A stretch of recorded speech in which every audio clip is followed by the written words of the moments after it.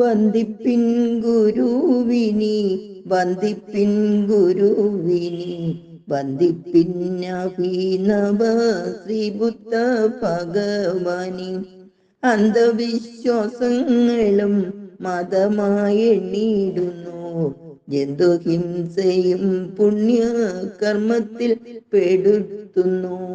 പ്രാന്തശാലക്കാർ നമ്മിൽ ധർമ്മഭേഷജം സ്വാമി, സന്തതം കുത്തി വച്ചിട്ടമയം കളഞ്ഞല്ലോ.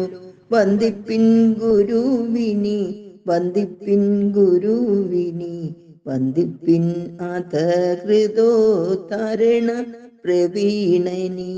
പാഴിരുൾ കണ്ടില്ലയോ ശക്തരാൽ തള്ളപ്പെട്ട പാപങ്ങളൊരു മാർഗം കാണാതെ വലയുമ്പോൾ, ഭൂതമാം കരങ്ങളാൽ അവരെ കരകയറ്റി സ്വാതന്ത്ര്യ പ്രകാശത്തെ കാണിച്ചു ദയാനിധി.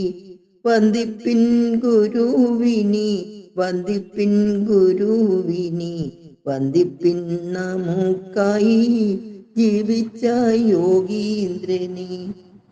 ഗുരുവും എട്ടുവീട്ടിൽ പിള്ളമാർ എന്നാൽ പണ്ട് രാജഭരണത്തിലും സൈനിക കാര്യത്തിലും രാജാവിനെ സഹായിക്കാൻ നിയുക്തരായ അംഗങ്ങളായിരുന്നു. രാജ്യത്തിന് സ്വന്തമായി സൈന്യമില്ലാതിരുന്ന അക്കാലത്ത് എട്ടുവീട്ടിൽ പിള്ളമാരുടെ നേതൃത്വത്തിൽ പരിശീലിപ്പിച്ച സൈനിക സംഘങ്ങളായിരുന്നു യുദ്ധത്തിൽ രാജാവിനെ സഹായിച്ചു പോന്നിരുന്നത്.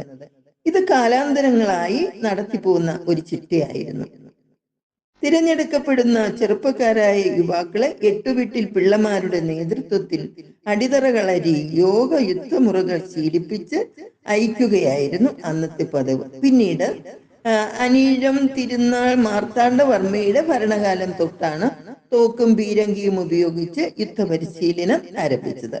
തിരുവിതാംകൂർ ആക്രമിച്ച ഡച്ചുകാരെ കുളച്ചൽ യുദ്ധത്തിൽ തോൽപ്പിച്ച മാർത്താണ്ഡവർമ്മയും സൈനികരും ഡച്ചു സൈന്യാധിപനായ ഗിലനോയിയെ കീഴ്പ്പെടുത്തി വാഗ്ദാനങ്ങൾ കൊടുത്ത് നമ്മുടെ സൈന്യാധിപനാക്കുകയായിരുന്നു.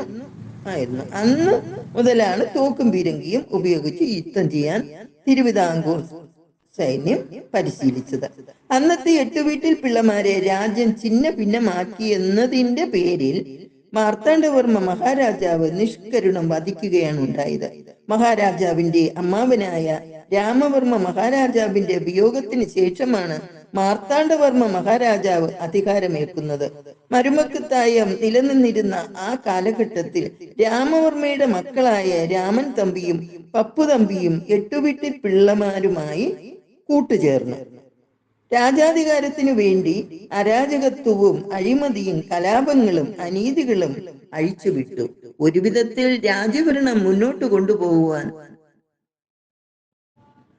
സാധ്യമാവാതെ വന്നപ്പോൾ രാജാവിനെ വധിക്കാൻ തയ്യാറെടുത്തു വന്ന തമ്പിമാരെയും എട്ടുവീട്ടിൽ പിള്ളമാരെയും ദയാദാക്ഷിണ്യം കൂടാതെ മാർത്താണ്ഡവർമ്മ മഹാരാജാവ് വധിക്കുകയാണ് ഉണ്ടായത്. തമ്പിമാരുടെ ഭാര്യമാരെയും മക്കളെയും കുടുംബാംഗങ്ങളെയും മുക്കുവന്മാർക്ക് പിടിച്ചു കൊടുക്കുകയും സകല വിധത്തിലും അവരെ ഒന്നടങ്ക നശിപ്പിച്ച് സംതൃപ്തി അടയുകയുമാണ് ഉണ്ടായത്. ആ ഒരു പ്രായശ്ചിത്തമാണ് മാർത്താണ്ഡവർമ്മ മഹാരാജാവിന്റെ പ്രത്യേക ഉടമ്പടി തൃപ്പടി ദാനമായി മാറിയത്. രാജാവിന് എട്ടുവീട്ടിൽ പിള്ളമാരുമായുള്ള നിരന്തര ശത്രുതയുടെയും പോരാട്ടത്തിന്റെയും അന്ത്യത്തിൽ സ്വന്തം അമ്മാവന്റെ മക്കളായ തമ്പിമാരെ വധിച്ചതുപോലെ എട്ടുവീട്ടിൽ പിള്ളമാരെയും വധിക്കുകയും കൂടാതെ അവരുടെ കുടുംബാംഗങ്ങളെയും ബന്ധുക്കളെയും അനാഥരാക്കുകയും ചെയ്തു.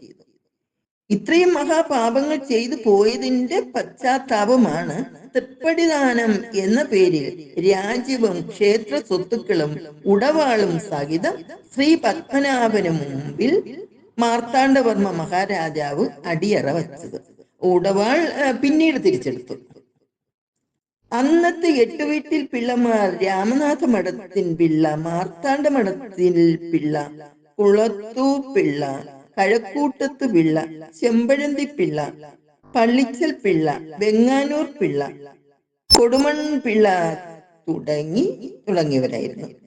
അന്ന് കളരി വഴക്ക അഭ്യാസങ്ങളും യോഗമുറകളും സൈനിക പരിശീലനങ്ങളും ഒക്കെ നടത്തിയിരുന്നത് പ്രമുഖ ഈഴവ കുടുംബകാരണവർ നടത്തിക്കൊണ്ടു പോകുന്ന കളരി അഭ്യാസ കേന്ദ്രങ്ങളിലായിരുന്നു എന്ന് ചരിത്രം വ്യക്തമാക്കുന്നു. അതിൽ ചെമ്പഴന്തി പിള്ളയുടെ നേതൃത്വത്തിൽ കൊല്ലനാശാന്റെ കാർമ്മികത്വത്തിൽ സൈനിക പരിശീലനം ചെമ്പഴന്തിയിലും നടന്നിരുന്നു. അവർ തമ്മിലുള്ള കൂട്ടുകെട്ടിന്റെ അടിസ്ഥാനവും മറ്റൊന്നുമല്ല, ഗുരുവിന്റെ പുരാതനമായ കുടുംബ പശ്ചാത്തലം ഏറെയേറെ മഹത്തരമായിരുന്നു എന്ന് നമുക്ക് ഇതിൽ നിന്നും ഊഹിക്കാം. കുഞ്ഞിക്കുട്ടൻ തമ്പുരാന്റെ കേരള സാംസ്കാരിക ചരിത്രവും ശ്രീധരമേനോന്റെ കേരള ചരിത്രവും പരിശോധിച്ചാൽ ചെമ്പഴന്തിയുടെ ചരിത്ര പ്രാധാന്യം ഏറെക്കുറെ വ്യക്തമാകും.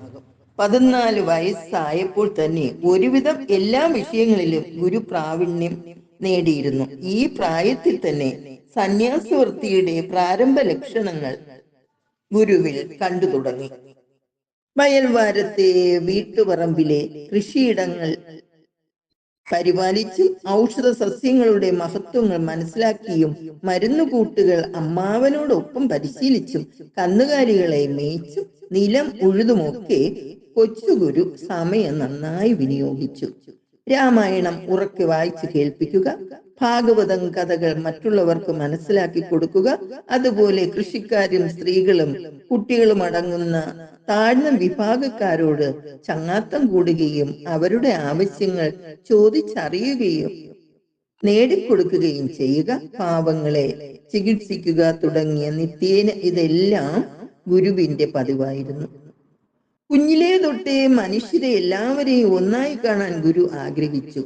കുറെ ആൾക്കാരെ മാത്രം എന്തിനാണ് ഇങ്ങനെ ജാതി തിരിച്ച് മാറ്റി നിർത്തി വേദനിപ്പിക്കുന്നത് എന്ന് ആ കുഞ്ഞു മനസ്സ് ചിന്തിച്ചുകൊണ്ടേയിരുന്നു. കൗമാരം സംശയത്തിന്റെ കാലഘട്ടമായിരുന്നു. ഗുരു അറിയാതെ തന്നെ ഗുരുവിൽ ആത്മീയ പ്രവാഹം സ്ഫുരിച്ചിരുന്നു. അനേക അത്ഭുതങ്ങൾ അന്നൊക്കെ പലർക്കും ദൃഷ്ടിഗോചരമായിട്ടുമുണ്ട്. ഇക്കാലയളവിൽ സംസ്കൃത ഭാഷയിൽ അപാര പാണ്ഡിത്യം നേടാനായി ഗുരുവിനെ കരുനാഗപ്പള്ളി കുമ്മമ്പള്ളി തറവാട്ടിലെ രാമൻ പിള്ള ആശാന്റെ ശിഷ്യത്വത്തിലേക്ക് അയച്ചു. അവിടെ ജാതി മത വ്യത്യാസങ്ങൾ ഇല്ലാതെ എല്ലാവരെയും സംസ്കൃത കാവ്യങ്ങൾ പഠിപ്പിച്ചിരുന്നു. ഗുരുവിനൊപ്പം പിൽക്കാലത്ത് പേരെടുത്ത കവികളായ പെരുന്നെല്ലി കൃഷ്ണൻ വൈദ്യൻ, വെളുത്തേരി കേശവൻ വൈദ്യൻ, മണമ്പൂർ ഗോവിന്ദനാശാൻ, ഉടയാങ്കുഴി കൊച്ചുരാമൻ, പുതുക്കാട്ട് കൃഷ്ണൻ വൈദ്യൻ തുടങ്ങിയവർ സഹപാഠികളായി അവിടെ പഠിച്ചിരുന്നു. വാരണപ്പള്ളി എന്ന ഭവനത്തിലായിരുന്നു ഗുരുവിന്റെയും കൂട്ടുകാരുടെയും താമസം. വാരണപ്പള്ളിയിൽ വച്ച് പ്രണയ ശൃംഗാര ശ്ലോക മത്സരം നടക്കുന്ന അവസരത്തിൽ ഗുരു മൂഖനായി ഈശ്വരാംശം ധ്വനിക്കുന്ന ആത്മീയ കവിതകൾ രചിക്കുമായിരുന്നു.